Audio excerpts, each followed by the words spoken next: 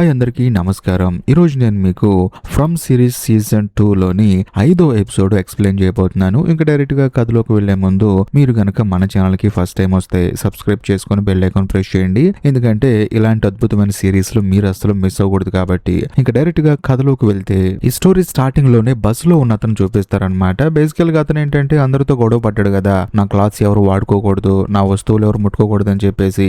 దాంతో colony house leader ఏం చేసింది, వెళ్ళి నువ్వు నీ బస్సులో ఉండు బాబు అని చెప్పేసి అంది కదా. అందుకని మనోడు ప్రశాంతంగా బస్సులో పడుకుంటాడు. అందులోను బస్సులో ఏంటంటే ఆ రాయి ఉంటుందన్నమాట, మంత్రించిన రాయి. సో దాని వల్ల లోపలికి దెయ్యాలు రావు. కాకపోతే ఆ బస్ చుట్టూ దెయ్యాలు వస్తూ ఉంటాయి, మనోడిని టెంప్ట్ చేస్తూ ఉంటాయి అనమాట, లోపలికి వచ్చి చంపేయాలని చెప్పేసి. కాకపోతే మనోడు కొంచెం ధైర్యం ఎక్కువ అనుకుంటా, అందుకని తానేంటంటే డోరు తీయకుండా వాటిని చూస్తూ ఉంటాడు. అందులోను వాటిని ఇక్కడ నుంచి వెళ్ళిపోమని చెప్పేసి అంటూ ఉంటాడు. ఆ తర్వాత దెయ్యాలు కూడా వీడు మామూలు లేడని చెప్పేసి అక్కడ నుంచి వెళ్ళిపోతూ ఉంటాయి.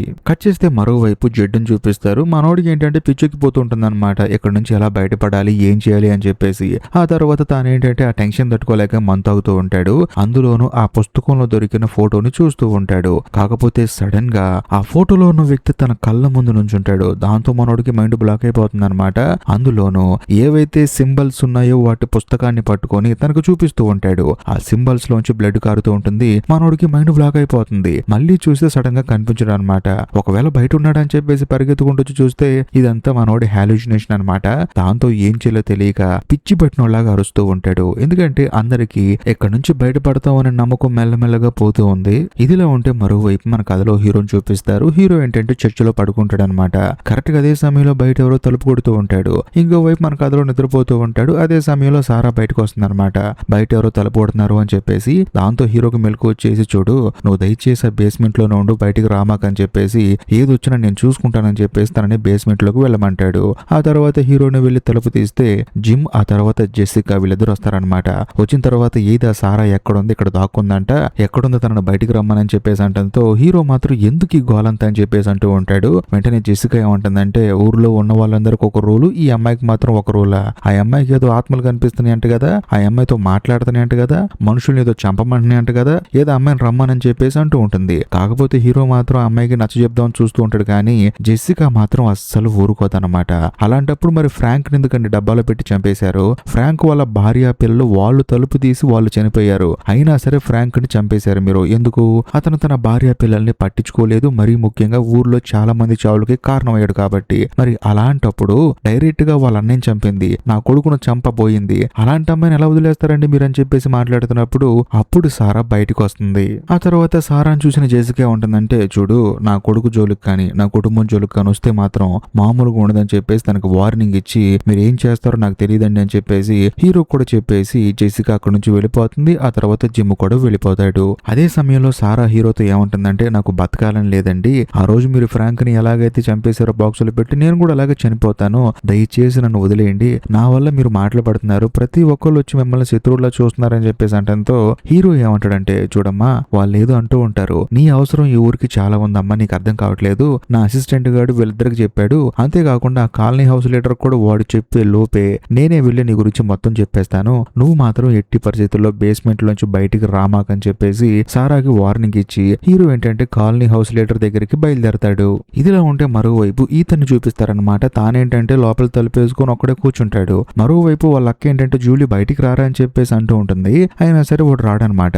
కరెక్ట్ గా అదే సమయంలో జిమ్ అలాగే జెసికా వాళ్ళిద్దరు అక్కడికి వస్తారు. వచ్చిన తర్వాత ఏమైంది అని చెప్పేసి జూలీని అడుగుతారు. లోపల ఈతన్ గడు ఉన్నాడు, వాడు తలుపేసుకున్నాడు అని చెప్పేసి అంటంతో వీళ్ళిద్దరు అడుగుతారనమాట, ఏమైందిరా ఎందుకు లోపల ఉన్నావని చెప్పేసి అంటే, ఏమీ లేదు మీ ఇద్దరు మాట్లాడుకుంటుంటే విన్నాను నేను, సారా వచ్చిందంట కదా ఊర్లోకి, నాకు భయంగా ఉందని చెప్పేసి అంటంతో వీళ్ళిద్దరు ఏమంటారంటే, ఆ అమ్మాయికి నువ్వేం భయపడాల్సిన అవసరం లేదు, ఆ అమ్మాయి ఏం దయ్యం కాదు, నువ్వు రా అని చెప్పేసి అంటంతో మానవుడు కూడా బయటకు వస్తాడు. బట్ వచ్చిన తర్వాత ఏమంటాడంటే, నేను సారాతో మాట్లాడాలి అంటాడు. ఆ మాట విన్న తర్వాత జిమ్ అలాగే జెసికా షాక్ అయిపోతారనమాట.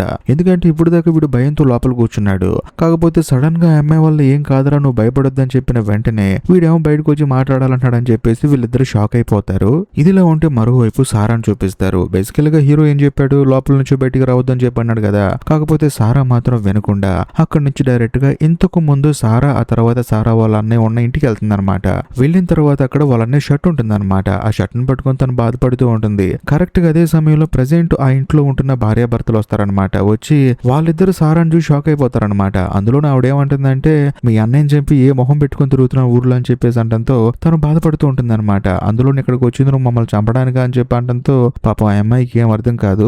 లేదండి మా అన్నయ్య షర్ట్ కోసం వచ్చానని చెప్పేసి అంటుంది. కాకపోతే ఆవిడ మాత్రం షర్టు లేదు ఏం లేదు వెళ్ళిపో అని చెప్పేసి సారాని బయటికి పంపించేస్తుంది. దాంతో ఏం చేసేది లేక సారా కూడా ఏడ్చుకుంటూ తిరిగి వచ్చేస్తుంది. కట్ చేస్తే మరోవైపు జడ్డుని చూపిస్తారు. తానేంటంటే బార్ లో కూర్చొని తన బుక్ లో ఉన్న ఆ సింబల్ ని బాటిల్స్ తో వేస్తాడనమాట మొత్తం. అంతేకాకుండా కరెక్ట్ గా అదే సమయానికి అక్కడికి విక్టర్ వస్తాడు. ఏం చేస్తున్నారో నువ్వు అని చెప్పేసి అంటంతో పాపం ఈ బార్ లో ఉన్నవాడు చనిపోయాడు కదా, అందుకని బార్ లో ఉన్న బాటిల్స్ అన్నిటితో ఈ పుస్తకంలో ఉన్న సింబల్ లాగా చేసి అందులో ఏదైనా క్లూ దొరుకుతుందని చెప్పేసి చూస్తున్నానని చెప్పేసి అంటాడు. అంతేకాకుండా జిడ్డు ఏమంటాడంటే నువ్వు నాకు హెల్ప్ చేయమంటే చేయట్లేదు కదా అని చెప్పేసి అంటాడు. కాకపోతే విక్టర్ ఏమంటాడంటే సరే నీకు హెల్ప్ చేస్తాను గానీ నా కోసం వైలిన్ వాయిస్తావా అని చెప్పేసి అంటంతో తప్పకుండా వాయిస్తానని చెప్పేసి అంటాడు. సరే రా అని చెప్పేసి విక్టర్ ఏంటంటే జడ్డుని వేరే చోటుకి తీసుకెళ్తూ ఉంటాడు. ఇదిలా ఉంటే మరోవైపు మన కథలో హీరోని చూపిస్తారు. హీరో వెళ్లి కాలనీ హౌస్ లీడర్ ని మీట్ అవుతాడు. మీట్ అయిన తర్వాత ఆవిడతో ఏంటంటే సారా గురించి మొత్తం చెప్తూ ఉంటాడు అనమాట. కాకపోతే ఆవిడ ఏంటంటే మొత్తం విని ఇప్పుడు ఏమంటావు, ఆ సారా అనే అమ్మాయి మంచి అమ్మాయి అంటావా,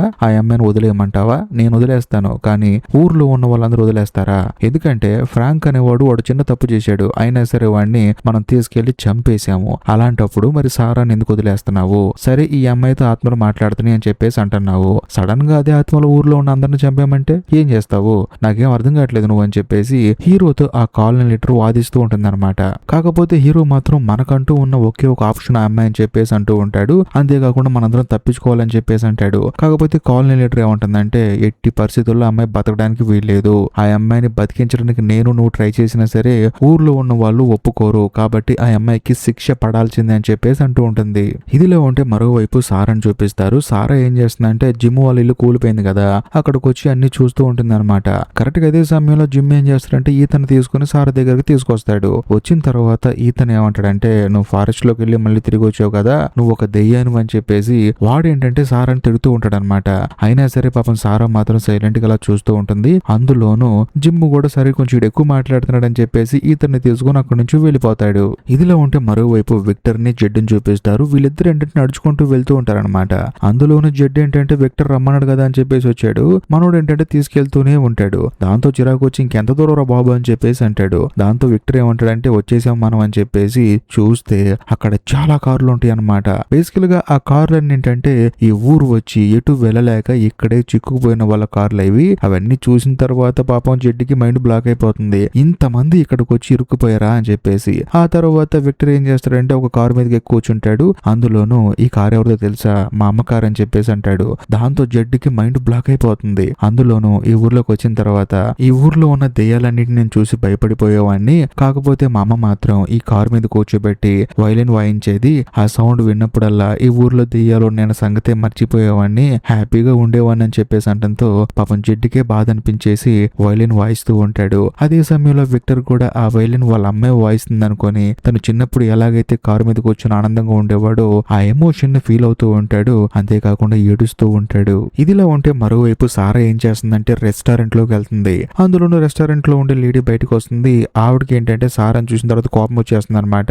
ఎందుకంటే తన భర్త చావుకి ఈఎంఐ కారణం కాబట్టి. దాంతో ఆవిడ అంటుంది అనమాట, నీకు నా భర్తను చంపిన తర్వాత కూడా నువ్వు నా మొహం చూడాలనుకున్నావు అని చెప్పేసి అంటంతో సారా మాత్రం సైలెంట్ గా నుంచొని ఉంటుంది. అందులో ఆవిడ మాత్రం నా భర్త చావుకు నువ్వే కారణం అని చెప్పేసి బాధపడుతూ ఉంటుంది. ఆ తర్వాత ఆవిడ బాగా ఆలోచించుకొని నువ్వు ఎందుకు వచ్చావు నాకు అర్థమైంది, మీ అన్నయ్య సామాన్ల కోసమే కదా అని చెప్పేసి బాక్స్ ఇచ్చేసి నువ్వు ఇక్కడ నుంచి వెళ్ళిపో అని చెప్పేసి అంటుంది. నువ్వు అసలు మనిషివే కాదని చెప్పేసి అంటూ ఉంటుంది. దాంతో సారా కూడా సరే అని చెప్పేసి బాధపడుకుంటూ బయటకు వస్తుంది. కరెక్ట్ గా అదే సమయంలో ఆ రెస్టారెంట్ లో ఉండే లేడీ వాళ్ళ కొడుకు అంటే హీరో వాళ్ళ అసిస్టెంట్ వచ్చేసి ఎంత ధైర్యం ఉంటే నువ్వు మా అమ్మని చూడటానికి వస్తావని చెప్పేసి అందులో నీ బాక్స్ ఏంటని చెప్పేసి దాన్ని కింద పడేస్తాడు. అందులోని సారా వాళ్ళ అన్నయ్య ఏంటంటే సారా కోసం ఒక బొమ్మ చేస్తాడనమాట. దాన్ని పగలగొట్టి తనని కంటిన్యూస్ గా తిడుతూనే ఉంటాడు. చుట్టూ అందరు చూస్తూ ఉంటారు. కాకపోతే ఎల్గిన్ మాత్రం సారాకి హెల్ప్ చేయడానికి వస్తాడు. వచ్చిన తర్వాత చుట్టూ ఉన్న పడిపోయిన సామాన్లను తీసుకొచ్చి బాక్స్ లో వేస్తాడు. సారా కూడా థ్యాంక్ యూ అని చెప్పేసి అంటుంది. ఇదిలా ఉంటే మరోవైపు జడ్ని ఆ తర్వాత విక్టర్ చూపిస్తారు. వీళ్ళిద్దరు ఏంటంటే సరదాగా మాట్లాడుకుంటూ ఉంటారు. అదే సమయంలో జడ్ అడుగుతాడు అనమాట,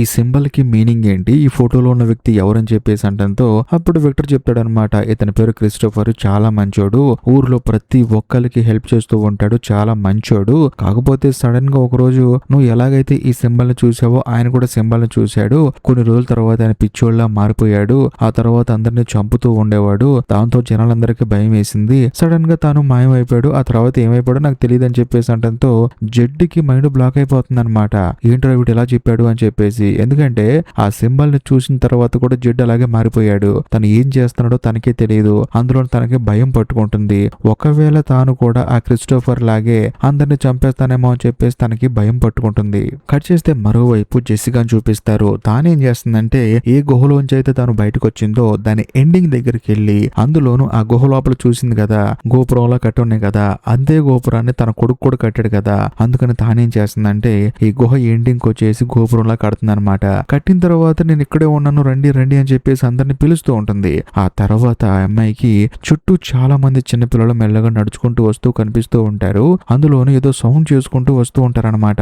దాంతో జెసికాకి ఏం అర్థం కాదు. ఆ తర్వాత ఆ పిల్లల ఆత్మలు ఏంటంటే జెసికాని టచ్ చేస్తూ ఉంటాయి అనమాట. దాంతో జెసికాకి భయం వేసి కేకలు వేస్తూ ఉంటుంది. చుట్టూ ఎవరు ఉండరు. అందులోను ఆ పిల్ల దెయ్యాలు టచ్ చేస్తూ ఉంటాయి. కానీ చూస్తే చుట్టూ ఎవరు ఉండరు అనమాట. కరెక్ట్ గా అదే సమయానికి అక్కడికి జడ్డు వస్తాడు. వచ్చిన తర్వాత ఏమైందండి అని చెప్పి అడుగుతాడు. ఇక్కడ దెయ్యాలు వచ్చి చూసావా పిల్ల దెయ్యాలని చెప్పేసి అంటంతో పిల్ల దెయ్యాలా నాకేం కనిపించలేదండి అని చెప్పేసి అంటాడు. కట్ చేస్తే మరోవైపు మన కథలో హీరోని చూపిస్తారు. హీరోని కలవటానికి జిమ్ వస్తాడనమాట. వచ్చిన తర్వాత సారా గురించి మాట్లాడతాడు. చూడు నువ్వు చెప్పింది నిజమే అనిపిస్తుంది. ఎందుకంటే నేను నా కొడుకు సారాని అంత తిట్టినా సరే ఆ అమ్మాయి మాత్రం సైలెంట్ గా ఉంది. చూడటానికి నాకే జాలనిపించింది. నాకెందుకో ఆ ఆత్మలే ఈ అమ్మాయిని మ్యానిపులేట్ చేసి ఈ అమ్మాయి శరీరంలోకి వచ్చి ఇదంతా చేస్తుందేమో అని చెప్పేసి అనిపిస్తుంది అని చెప్పేసి అంటాడు. దాంతో హీరో కూడా అవునా అని చెప్పేసి అంటాడు. కాకపోతే మళ్ళీ ఇంకో ట్విస్ట్ రివీల్ చేస్తాడు. అదేంటంటే సిగ్నల్ టవర్ కట్టిన తర్వాత రేడియోలో ఒక వాయిస్ విన్నాను నేను. అవన్నీ విన్న తర్వాత నాకేమనిపించిందంటే మనందరిని ఇక్కడ ట్రాప్ చేసి మన మీద ఎవరో రీసెర్చ్ చేస్తున్నారేమో అనిపిస్తుంది అని చెప్పేసి